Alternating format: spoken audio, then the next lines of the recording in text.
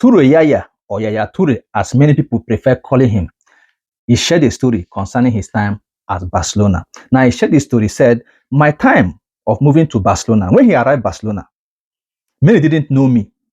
I had to fight for a place in a midfield full of stars. Pep Guardiola asked me to play as a centre back in a Champions League final.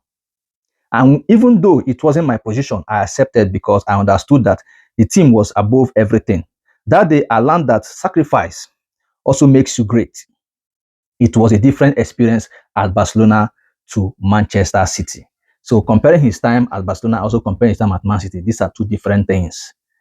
In Manchester City, he was allowed to play as a midfielder. He dominated in that midfield for Man City. But in Barcelona, they were stars already. He could not dominate because you have people like Busquets, Iniesta, Xavi. These are players that are above him in pecking order in that midfield. But he had no choice than to be taking the position of a centre back when Pep asked him to play as a centre back in a Champions League final.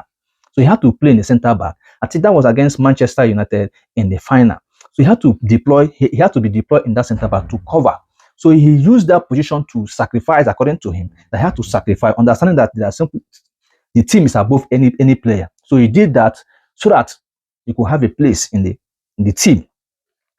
He had to manage in that position, and he played and he did excellently well, right? I understand that game that very day. I think that was the game Barcelona actually defeated Manchester United in the final in Rome in 2009 final, right? So I also remember that that game was so much intense, right? And when Barcelona started pressing Manchester United, we saw how the team were balanced.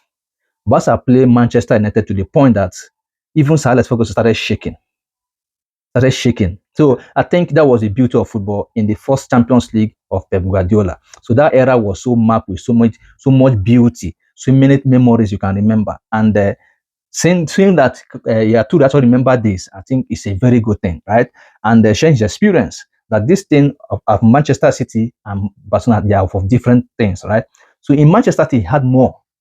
He was in command. He was the main general in that midfield. But in Barcelona, must get people who pass him for there now. Pecking out that day. So he can't bench Busquets. He couldn't because the stars are too much. So he had to be deployed at the centre back where he actually gained his experience as a defender. But going forward, I think this guy actually did a lot with Manchester City. That was where we can remember that, yes, this guy actually existed.